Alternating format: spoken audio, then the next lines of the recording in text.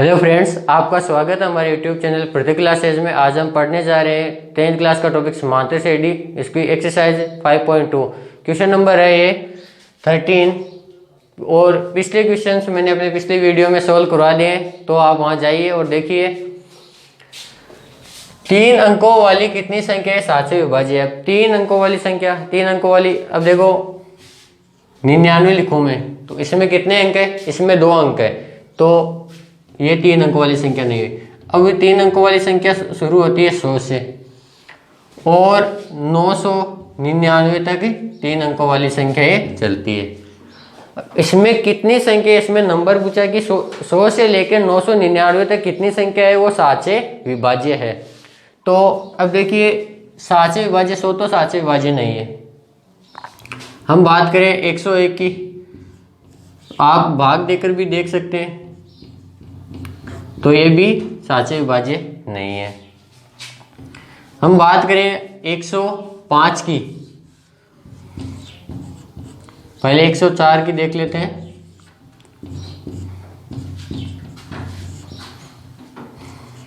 ये भी नहीं है।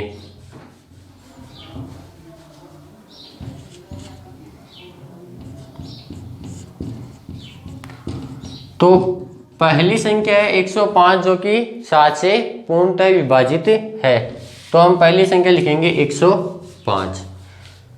अब जो 7 से विभाज्य है उनमें 7 का अंतर ही चलेगा। अब 7 का अंतर चलेगा तो इसमें हम 7 जोड़ देंगे तो ये 112 है। फिर इसमें 7 जोड़ देंगे तो 119, और फिर लास्ट है इसका पद है वो देखिए 999 है, वो 7 से विभाज्य नहीं है। और आप चाहो तो भाग देकर देख सकते हो।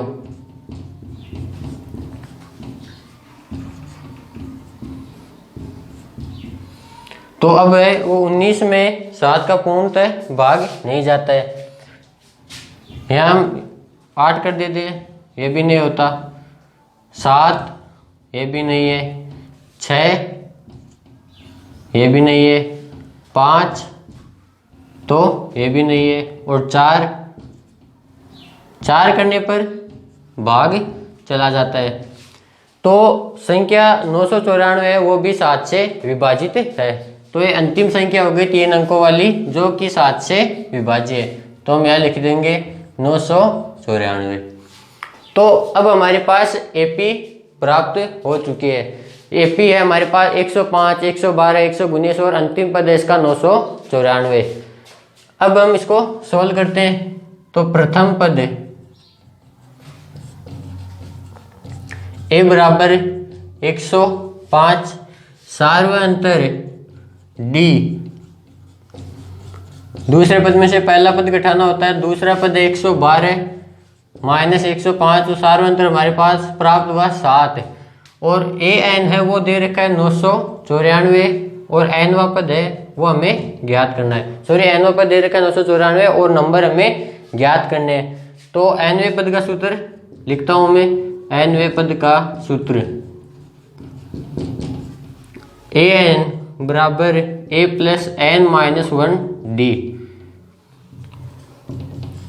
ए एन का मान हमारे पास है 994, तो हम लिखेंगे एन की जगह 994 बराबर ए की जगह 105 प्लस एन की वैल्यू हमारे पास है नहीं, डी की वैल्यू है 7। 105 का पक्षांतरण करने के 994 माइनस 105 बराबर एन माइनस 1 और गुणा में 7। अब इसको सोल्व करेंगे तो ये है हमारे पास 889 बराबर एन माइनस 1 और ये गुणा में 7 है। अब 7 वो n माइनस 1 के गुणा में, तो गुणा में तो वो बराबर वाली संख्या के भाग में चला जाएगा। तो 889 बटे 7 बराबर n माइनस 1। 889 में 7 का भाग देंगे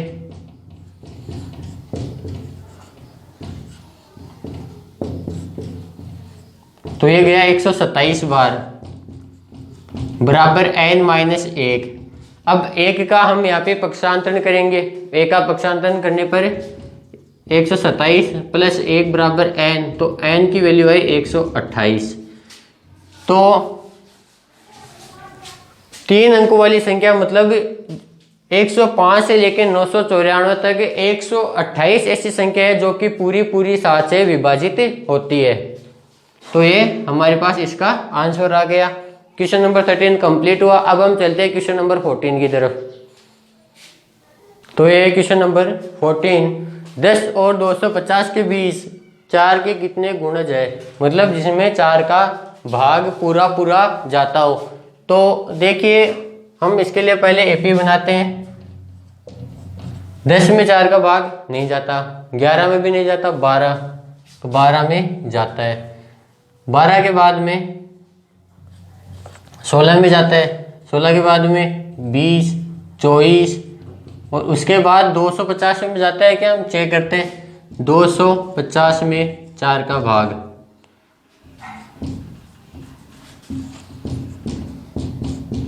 नहीं जाता, और 249 में, इसमें भी नहीं जाता, और 248 हाँ इसमें जाता है, 62 बार। तो 248 वो अंतिम संख्या हो गई 250 तक जिसमें 4 का भाग जाता है। तो हमारे पास अब ये एपी प्राप्त हो गई। तो अब इसको हम सोल्व करेंगे। इसमें भी क्वेश्चन नंबर 13 की तरह नंबर ही पूछे गए हैं। तो प्रथम पद ए लिखेंगे हम पहले, ए बराबर 12 है, डी बराबर A2 माइनस A1 बराबर 16 माइनस 12 बराबर 4। प्रथम पद a बराबर 12 और d बराबर हमारे पास आया 4 और a n या nवा पद हमारे पास दिया गया है 248।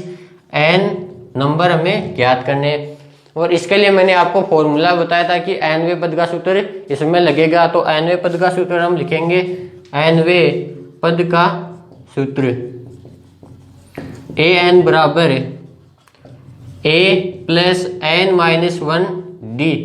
an की वैल्यू है 248 बराबर प्रथम पद है वो है 12 है, प्लस n की वैल्यू हमें पता नहीं फाइंड करनी और d की वैल्यू है 4। पक्षांतरण करेंगे 248 माइनस 12 बराबर n माइनस 1 और ये 4। 248 में से हम 12 घटाएंगे तो हमारे पास प्राप्त होगा 236 बराबर n माइनस 1 और ये गुणा में 4।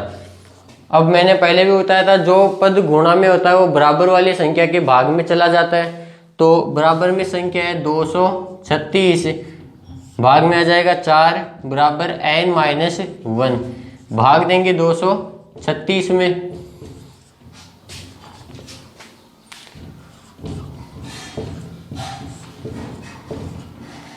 ये 3 बार। अब अगली संख्या 9 बार। तो ये 36 में भाग 236 में भाग गया 4 का 59 बार और n माइनस 1। अब a का पक्षांतरण करके तो 59 प्लस 1 बराबर n। तो n की वैल्यू आई 60, मतलब कि 60 पद ऐसे हैं 10 और 250 के बीच में जो कि 4 से पूर्णतः विभाजित होते हैं। इसी के साथ हमारा क्वेश्चन नंबर 14 है वो कंप्लीट होता है। अब हम चलते हैं क्वेश्चन नंबर 15 की तरफ। 15 अब इसको सोल्व करेंगे। n के किस मान के लिए n की वैल्यू हमें फाइंड करनी है, पहले बता दिया। दोनों समांतर श्रेणी, दो समांतर श्रेणी दी हुई है, इसमें 63, 65, 67 और 3, 10, 17 इनके बीच n, इनके लिए क्या nवें पद है वो बराबर होंगे। तो पहली समांतर श्रेणी लिखेंगे हम। तो पहली समांतर श्रेणी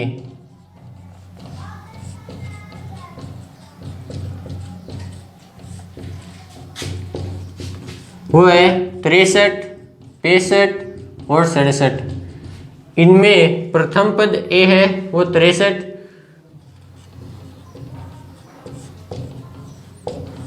सार्वंतर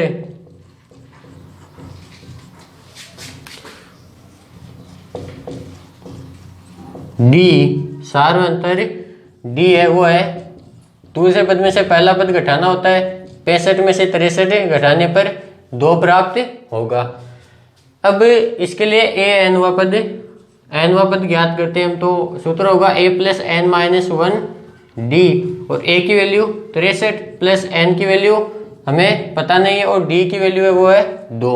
तो 63 प्लस ये 2 को हम इसमें गुणा करेंगे तो ये 2n माइनस 2, 63 में से 2 घटाने पर 61 प्लस 2n, an बराबर 61 प्लस 2n। हमारे पास ये इक्वेशन फर्स्ट आ गई। हमने क्या किया, पहले इसमें 2 समांतर श्रेणियाँ दी गई है। पहली समांतर श्रेणी को सोल्व किया, इसमें प्रथम पद है वो 63 दिया गया है, सार्वंतर हमारे पास है वो है d है। तो सोल्व करने पर हमारे पास इक्वेशन प्राप्त होता है an बराबर 61 प्लस 2n। अब दूसरी समांतर श्रेणी लिखेंगे। अब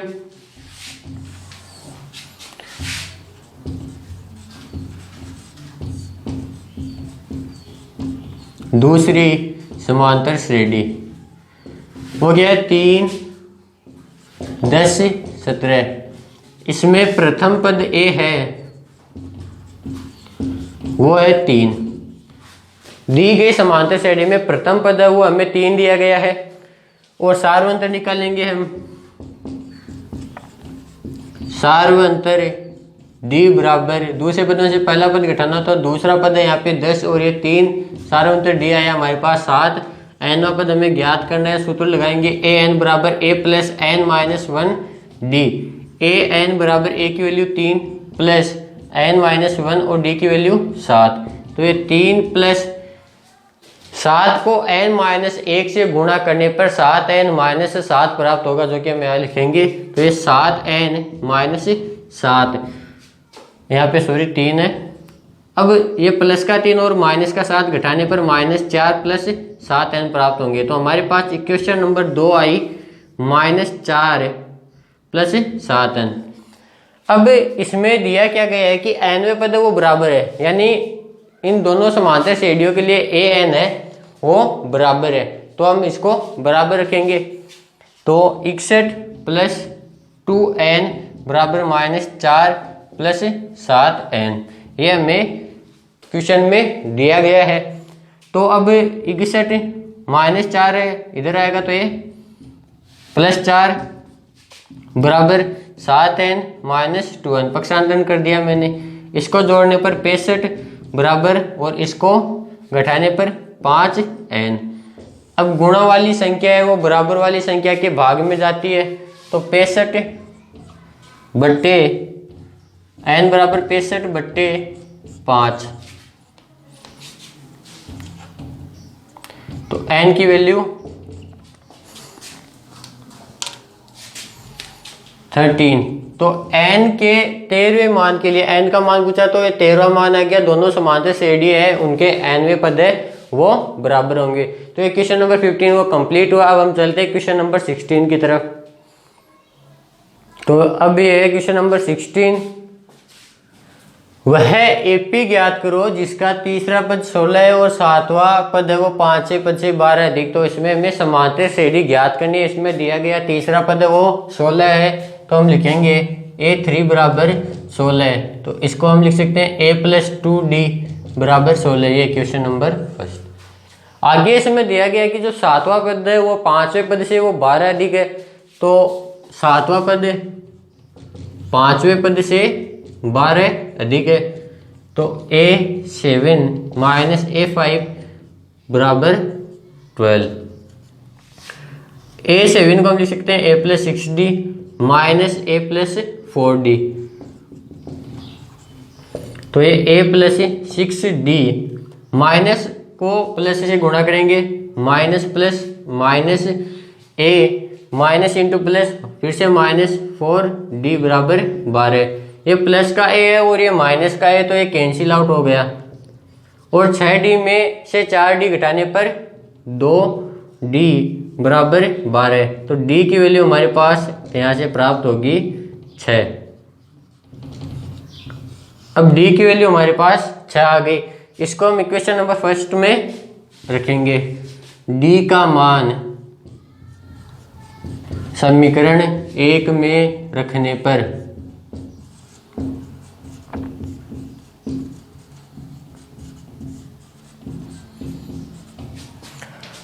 तो जो d का मान है वो समीकरण 1 क्या है, समीकरण 1 है हमारे पास a प्लस 2d बराबर 16। तो इसमें हम d का मान रखने वाले हैं। अब तो a प्लस 2d की वैल्यू है 6 बराबर 12 है। तो a प्लस ये 12 हो गया बराबर, सॉरी यहाँ पे 16 है, तो a बराबर 12 का पक्षांतरण करेंगे तो a की वैल्यू हमारे पास आई यहाँ से 4। अब हमारे पास a की वैल्यू है, d की वैल्यू है। अब इसकी हमें एपी ज्ञात करनी है। एपी ज्ञात करने के लिए हम क्या करते हैं, जैसे कि प्रथम पद हमारे पास 4 है तो दूसरा पद ज्ञात करने के लिए a में d ऐड कर देंगे, तो a प्लस d की वैल्यू 4, a की वैल्यू 4 है और d की वैल्यू 6 है, तो a2 आया 10। a3 के लिए हम a2 में d ऐड कर देंगे, तो a2 की वैल्यू है 10 प्लस और d की वैल्यू है वो है हमारे पास 6, तो ये हो गया 16। और a4 इसके लिए हम a3 में d ऐड कर देंगे, तो a3 की वैल्यू है 16 प्लस और d की वैल्यू है 6, तो ये आएगा 22। तो हमारे पास समांतर श्रेणी कैसे बनती है, देखिए AP प्रथम पद हमारे पास 4, तो 4, दूसरा पद है 10, तीसरा पद है 16 और ये 22, तो ये ऐसे आगे चलती जाएगी। तो क्वेश्चन नंबर 16 तक कंप्लीट होते हैं। अब हम मिलेंगे अपनी अगली वीडियो में अगले क्वेश्चन के साथ। थैंक्स।